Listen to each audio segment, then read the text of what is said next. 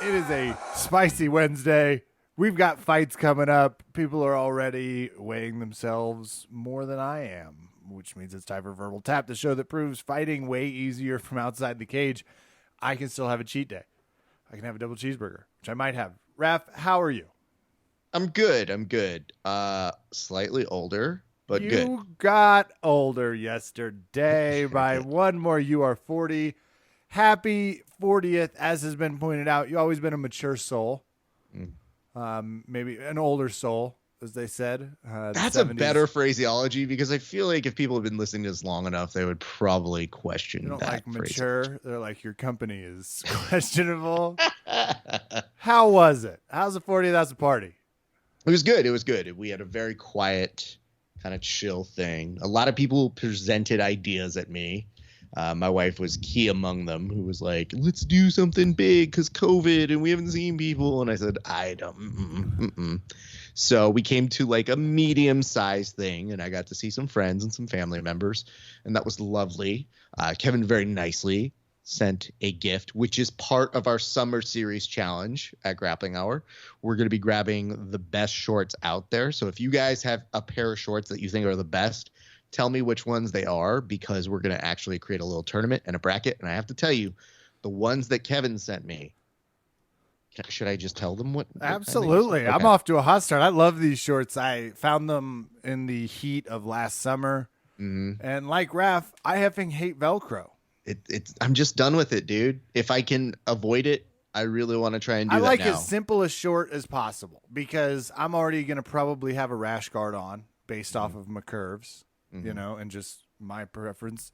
So to me, that's what I'm looking for. Go on. I'm curious your review. It sounds positive. This is excellent. Well, I don't want to give everything away, but they're gold BJJ, and they were very nice. They were comfortable. I'll have more detail on that later, but I very much enjoyed the first time wearing them.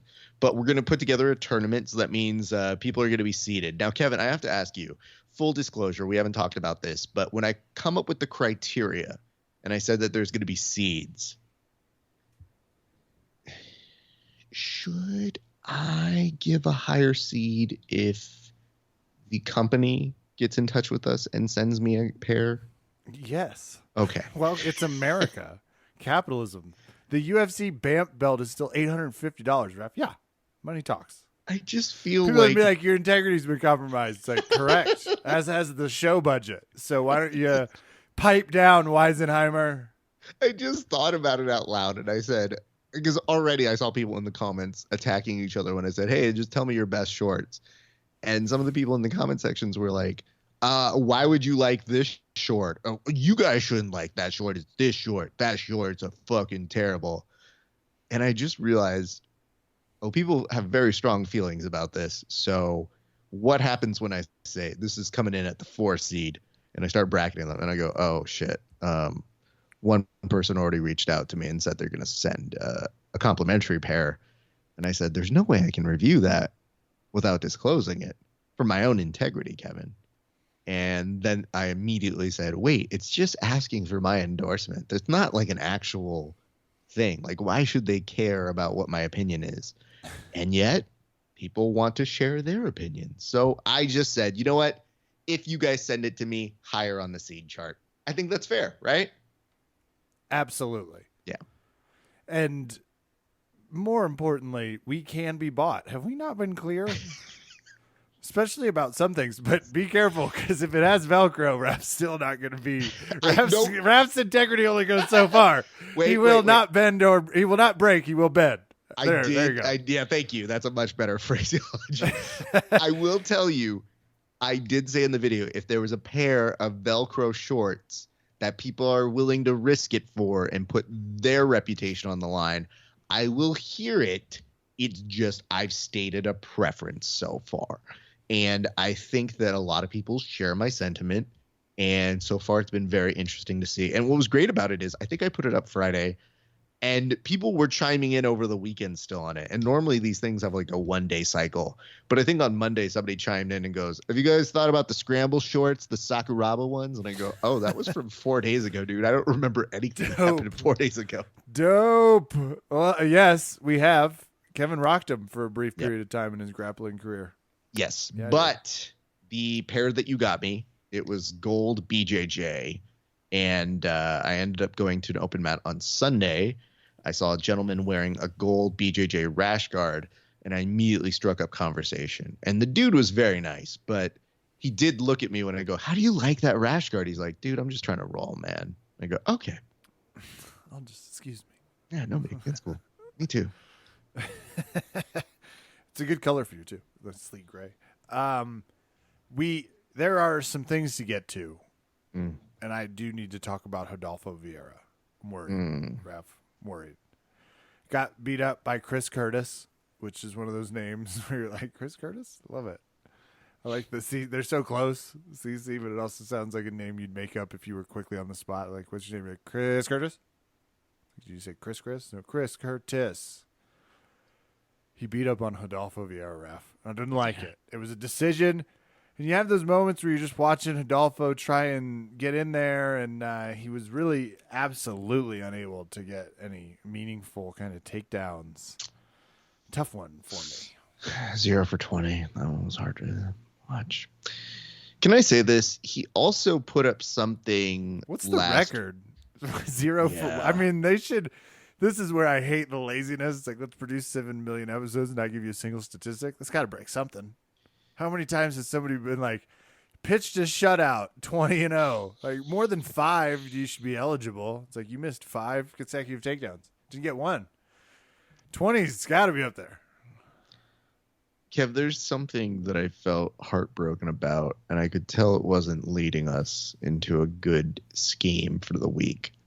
Now, famously on this show, I have used Rodolfo as a, dude, do you have to go to MMA example? I want to say from day one on this show, I saw him going MMA, we just didn't think it was a good idea. No, and I said, I don't know that you really want to do this. It just seems like the only way to make money.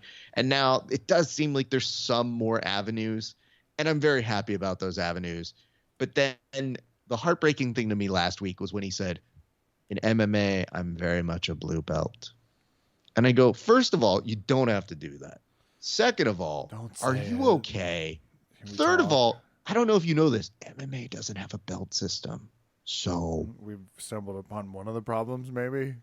You know what I mean? Like, it's like, his coach tell him, hey, look, problem solved, Raph. We're not just going to bring problems here. We're going to bring solutions. Maybe we should like send him a belt. Be like, congrats, you're a black belt in MMA now. You lost a close decision. It sucked. You really earned your rights. Here's what I'm going to tell you, Kevin, is yes, I get it. I get that the confidence is lacking. I get that it's maybe he was going into it in a rough place already. But as a result of that, the thing that's more discouraging to me is the fact that this guy, who could tell he was going to go from having a very bad week where he's giving that sort of an answer to getting the result where you go, I'm sorry, what was his stat for this week? And they go, well, he was 0 for 20 in all of his takedown attempts. And then the only possible answer or feeling is. So, yeah, of course, that's how my heart feels. And it's just, I sent somebody something last week. I think I sent it to Milton. I was like, this hurts my heart to hear him say that. And then when I saw him lose, I go, yeah, I know. I've already cried for this man. It sucks. Ubar won the Nurmies, the second Nurmies, the Nurmagomedovs, the one of the 94 of them now. Christos Giagos lost draft. That one hurt as well. Especially just to one of my favorite, Joe Wilk. You know, it just coiled right up on that rear naked choke. Thiago did. Great stuff. Great name fight. Thiago Moses versus Christos Giagos. Josh Parisian really landed the KO. Neil Magny got guillotined. And Gamrot got the decision victory over Sarakanyan. But, you know, I was kind of watching. I was hate watching after Rodolfo's fight. I was just like, damn it. You can tell. I'm sure I'm also on the record being like, I'm glad he's moving to MMA. He's going to dominate. He was so explosive, and he just didn't look it in that fight. So, but this is one of the few times that I actually went cold turkey because at my party I thought about playing the fights. And I knew some people who were fighting. Congratulations to our buddy, friend of the show, Kevin Ross, who ended up winning his fight. And as a result of me finding out he was fighting that night, was quickly disinvited from my party. Yeah. Along with two others, unfortunately, which was very sad. But he won, and there was a part of me that said, oh, can I put it on the TV? They had a TV in my room. And I almost was going to do it. And then I stopped myself. And then when I saw the setup, I'd go, you know what? Let me go ask if I can maybe stream it from my phone. And the guy goes, let me turn on the TV. Turns on the TV, looks at me and goes, yep, just plug it in your HDMI cable to this right here. And I go, I'm sorry, what? I go, you don't have a ability to cast. He goes, no, I'm sorry. I go, what? He goes, yeah, we're looking into streaming capabilities. And I said, that's a sign. That's a sign not to watch fights. Okay. I tried. Hey, on my sir, birthday, could you just pass me the cordless? I'll call my friend Kevin who'll run me through play-by-play. Thanks. It was so amazing. The cordless. Get the cordless. I know you've got one. One of the last things that I said to Kelly was, I was like, should I bring my computer? And she's like, why would you need it? I go, I hate showing up to things without my equipment. Because if Jin Yu Frey's fighting and I want to see why the decision was split, that's my birthday business. I don't know. But I also was trying to be on your side. I was in your corner though that time. It was also, I had a jiu-jitsu table. So jiu-jitsu friends, MMA friends, all kind of gathered. And I thought, I don't want to disclude the people who are not fight fans who are here. So it was very tempting to kind of walk back and forth between the two. But ultimately, that helped me to make, I wouldn't say a better decision, but a decision for that night. Kevin, did you know that there are tons of ways to come out on top in the octagon? Who worded that? That's weird. Anyway, and for UFC 276, there's one more. With DraftKings Sportsbook, the official sports betting partner of the UFC. I want to start renaming things. Peruvian necktie feels a little formal, right? Now it's like the Peruvian beach shirt. I don't know. Can I tell you my best bet? This is good. Uriah Hall's plus 255. Not my best bet. Donald Cerrone's plus 165. Not my best bet, Raph. But together, they're plus 840. For UFC 276, you can place a same game parlay, and if it hits, you will win double. Absolutely, which puts it at 16. Nope, can't do that math. Sorry, still from Kansas.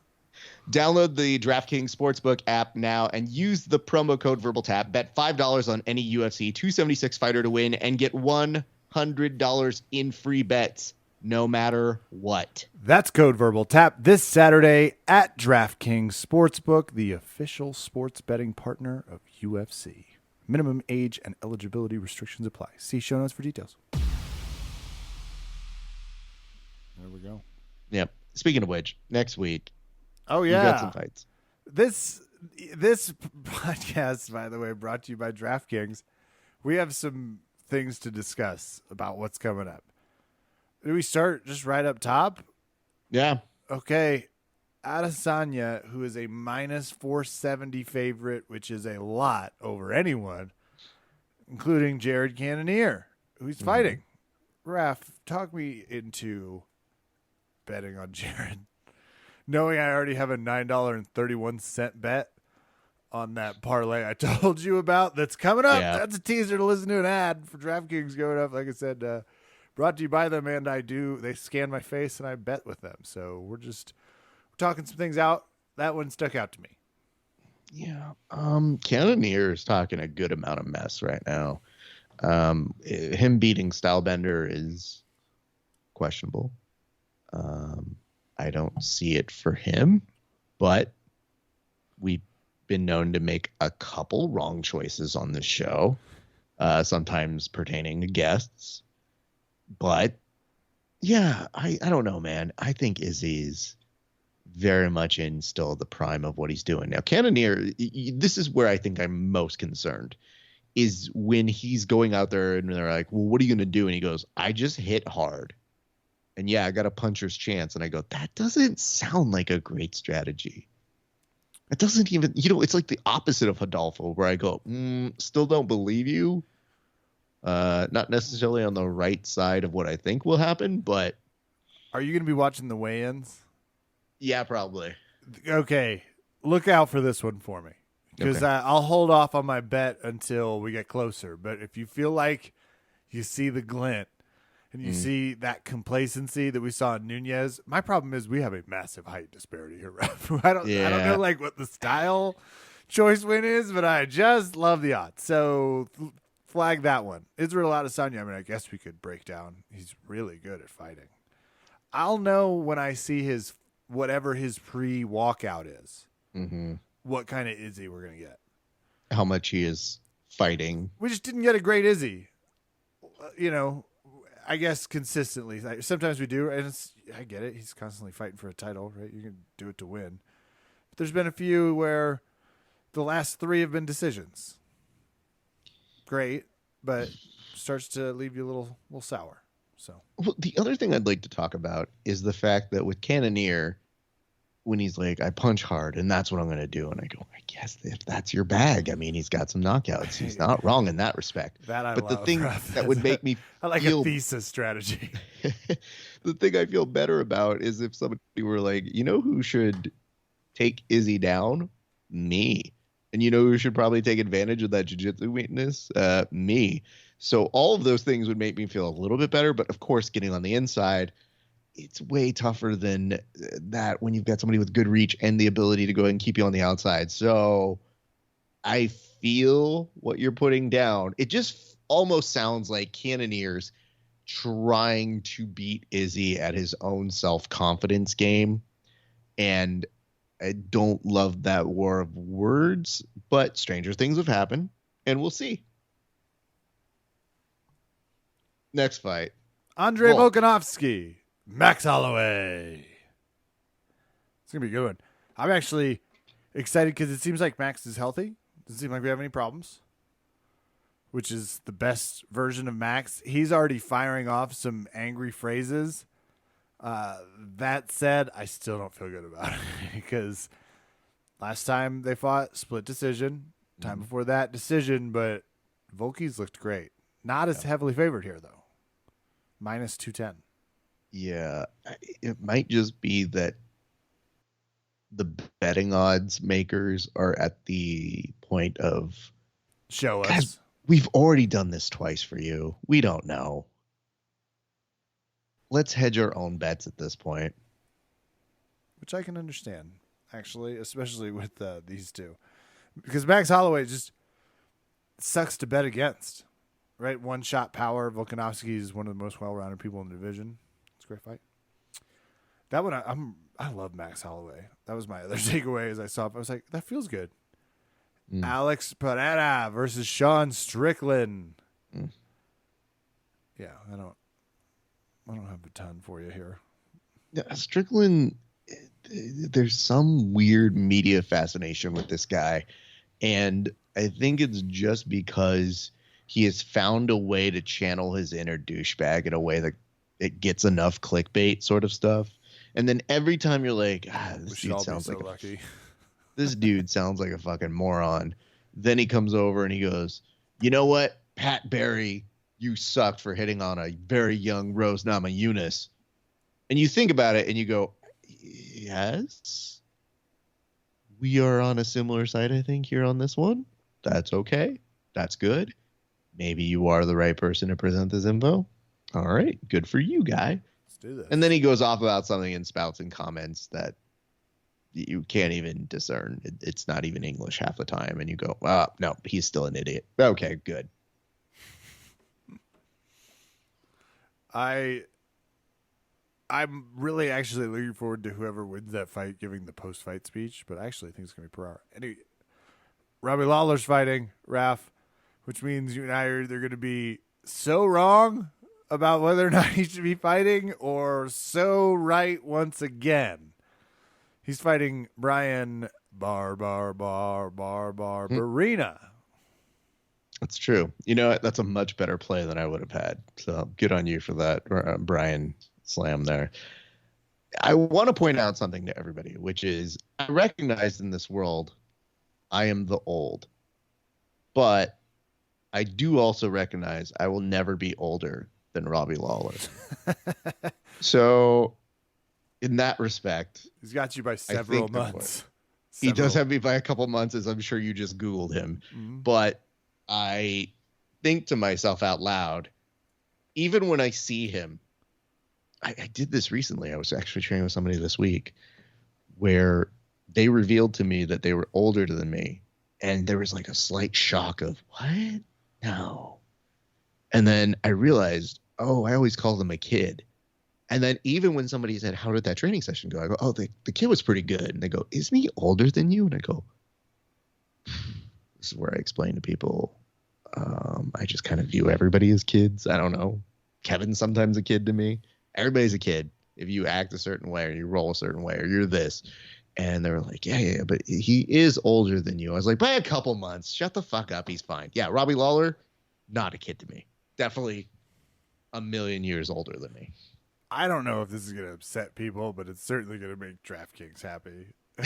But I just put $5 on Brian Barberina, who's coming off 2 wins, neither of which are wildly impressive, up against the Rob Laws, who it doesn't look great, Raph. So I'm doing this early because Robbie Lawler's favored -120 to +100, which doesn't feel right to me. So thanks, DraftKings.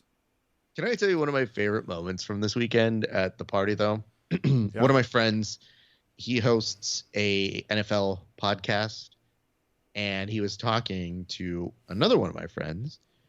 Who hosts a gymnastics podcast. Raph's got a pretty cool group. Yeah, there was the podcast table, by the way, that I made sure. I was like, you can't sit here unless you have a podcast. And if you don't have one, you better have one by the end of the night.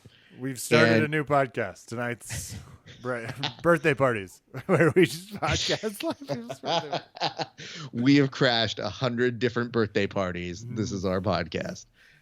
So here's what I can tell you. Oh, shit. Dan Tom messaged us. I'm going to have to go back to that in a second.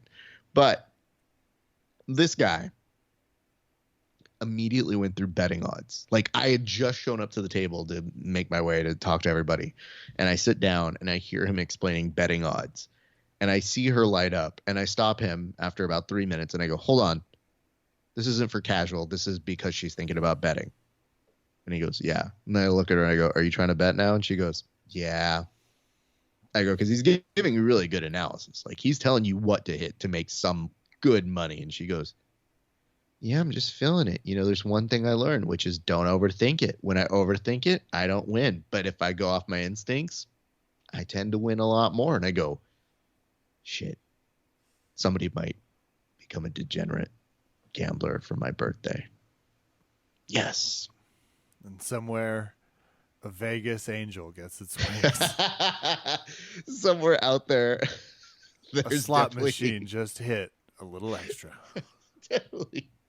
There's a hooker that's making your way to heaven being like, I did it, y'all. Thank you. Which, by the way, okay, this is, again, unrelated, but we've got time. Kev, the Google algorithm sometimes on the money.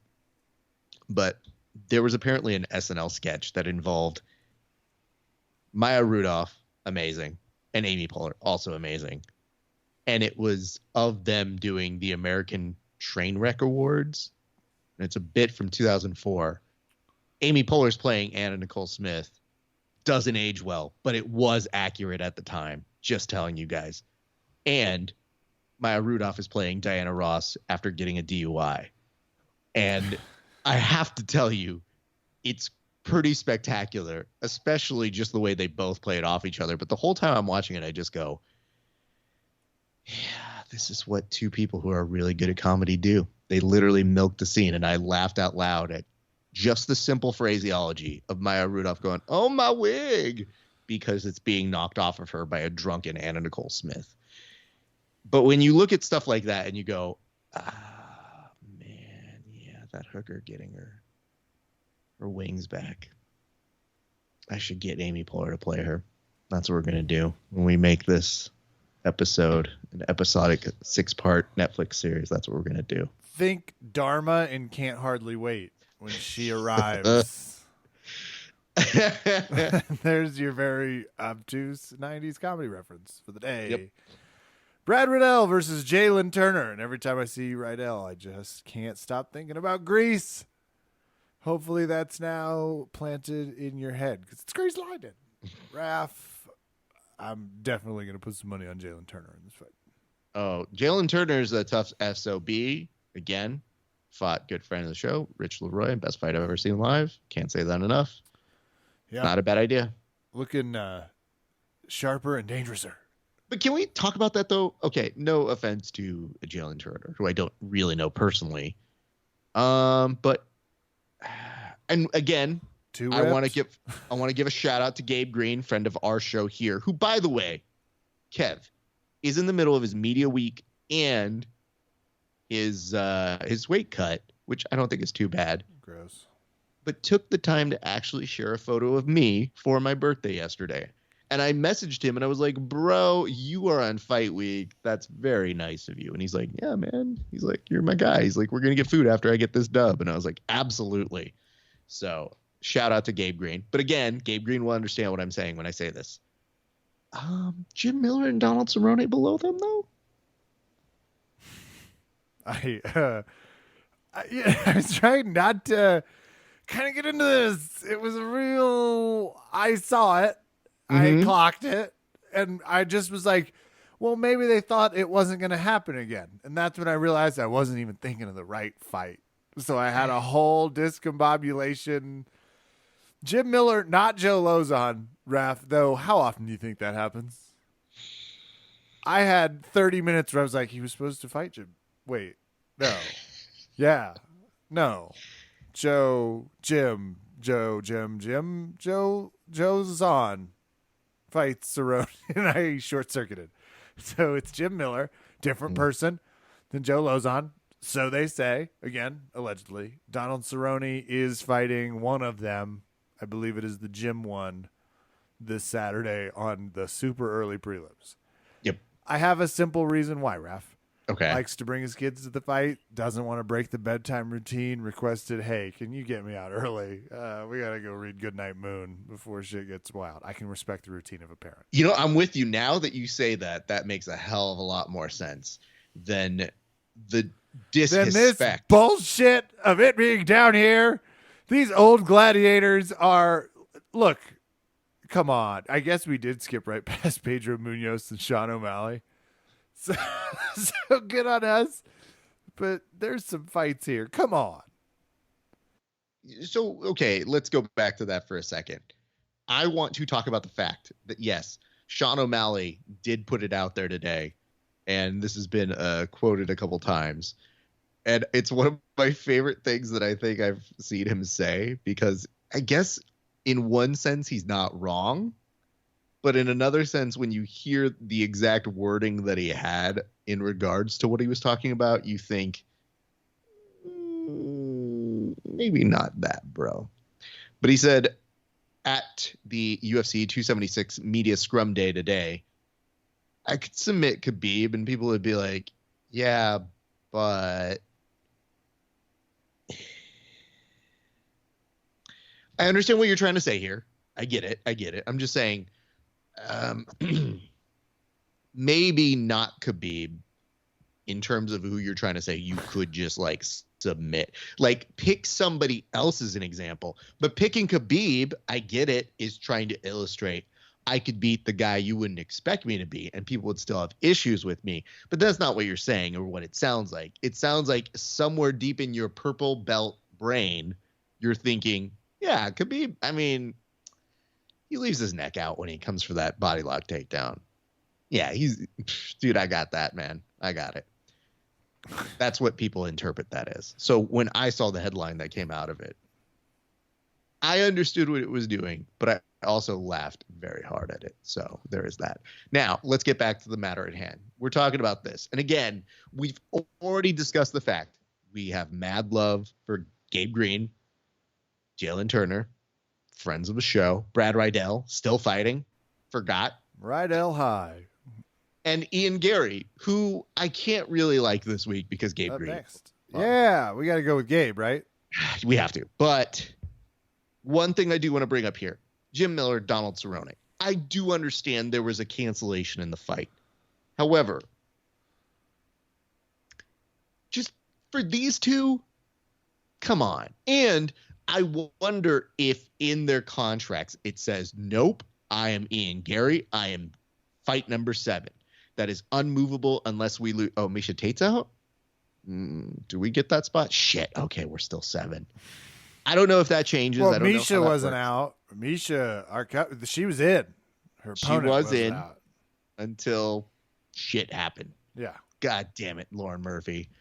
But here in this space, I'm just saying, it almost is like when you see the movie credits and you see the last credit, which is and or with. So you know that Dame Maggie Smith is going to get that fucking slot.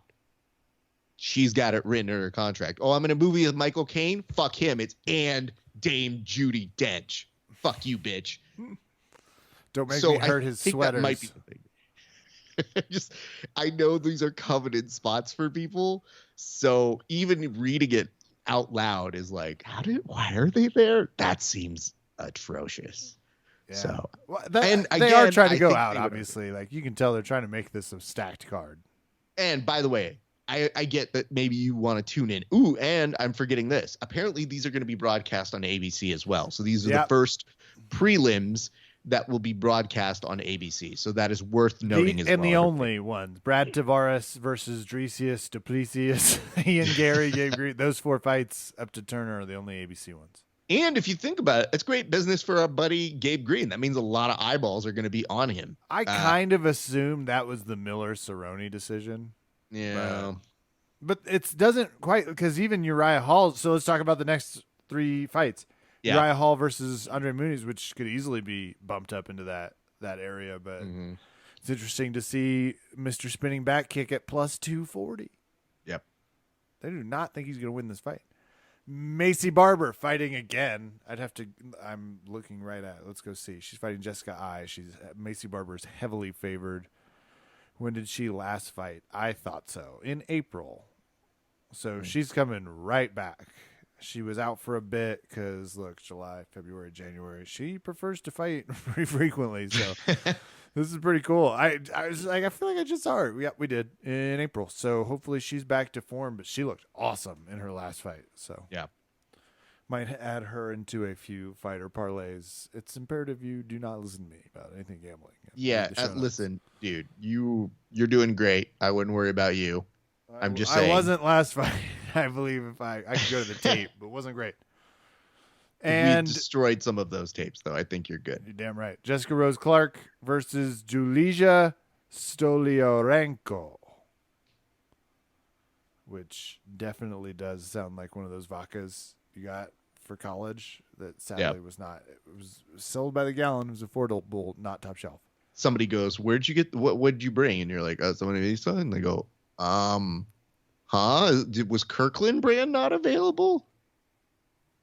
Kirkland brand not available. I've never seen their vodka. Sorry, no, you got me thinking. Do they make it? I gotta see. They do make a vodka. And I have to tell you, Kev, there was a period in time where I did take a bartending class just for shits and giggles, and I remembered our instructor wasn't a full chola, but definitely was like, so like you guys could like, I'm not saying you can bribe me, but like if you brought me some Jack Daniel's Black Label, I might look at you different. But yeah, like Kirkland brand, like their vodka, it's like the same as like all those other brands that are like super expensive.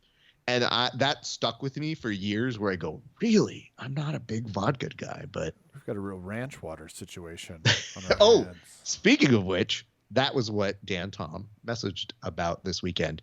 He was doing it in the realm of things that he was talking about from the fights this weekend. Bet fulfilled for sure. Well, no, he did this fresh, and he says, I don't drink much during the fights unless I'm out or something. So not sure I have a reliable go-to choice. That said, ever since I lost that bet on the VerbalTapCast, I've kind of gotten hooked on these low-cal ranch water hard seltzers that Kev touts so highly on the show. I'm headed to rural Kansas in 24 hours. I assure you, I will see ranch water purchased by someone who's disappointed it doesn't taste like buttermilk ranch. Yeah. Might be with them. That's it for UFC 276, but this is by far, which means it's doomed. No, it's Wednesday. We got plenty of time, but it's good. It's looking good right now. Mm-hmm. It just really feels too good to be true, doesn't it? So far, I can see this being a card where all of a sudden O'Malley, Cerrone, and like one of the main title fights has to change. I don't know why. Maybe it's because the UFC doesn't deserve nice things. That's what happens to them. But we'll see. They always try and go in big on July 4th weekend. I'm sure I will see an article stunning me about how many people purchase and watch this fight on Saturday. I'm excited for it. I do have maybe at least one topic of discussion that I need to throw your way. Yeah. As we start to wind things down. And this one comes compliments of Masvidal and McGregor. So yeah, I've seen them okay. sparring back and forth. Did you see the part where Masvidal's like, yeah, I mean, you know, I could get in there and I could go fight Conor and that could be a thing, but he might just say something like about my mother and, you know, like some dumb bullshit like that. And I guess that's what we would do. And then McGregor's like, why would I speak anything about ye mother?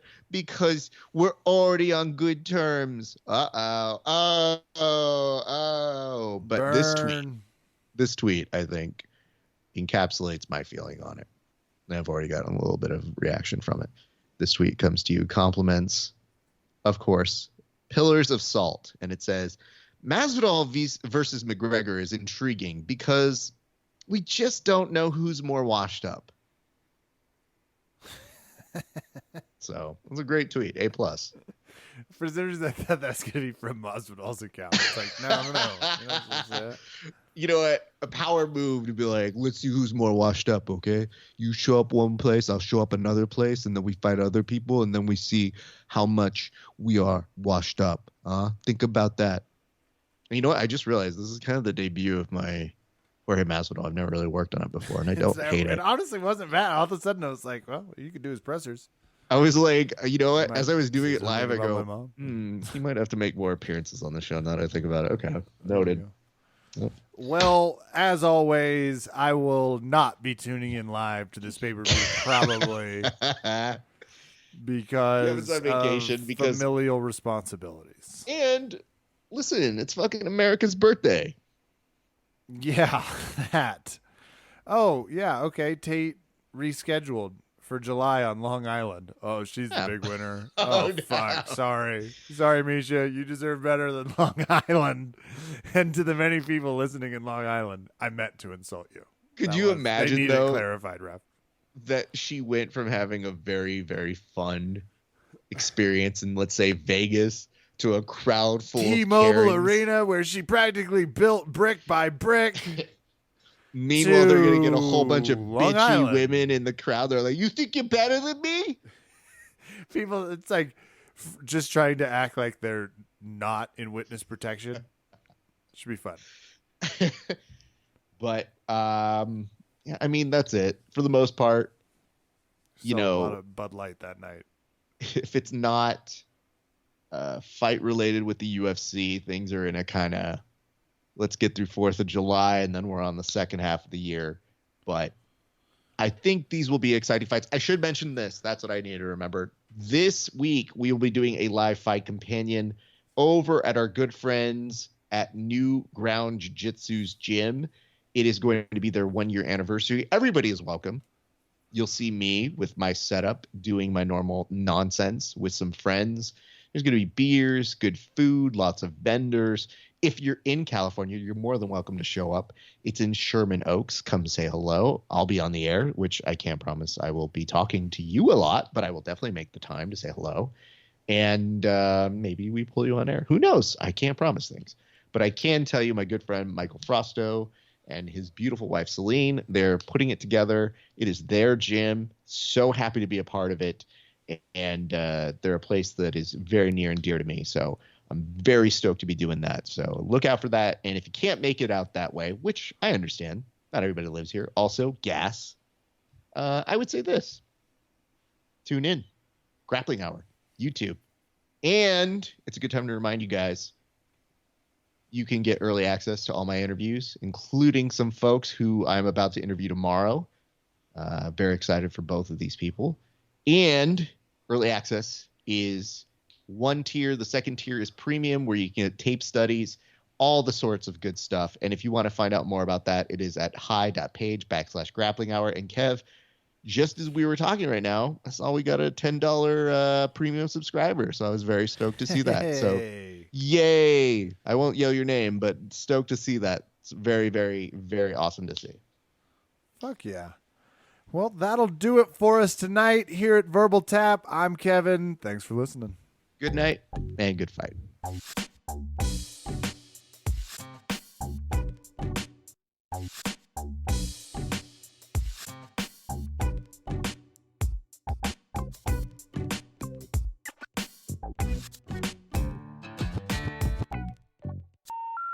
The number you have dialed has been changed. The new number is...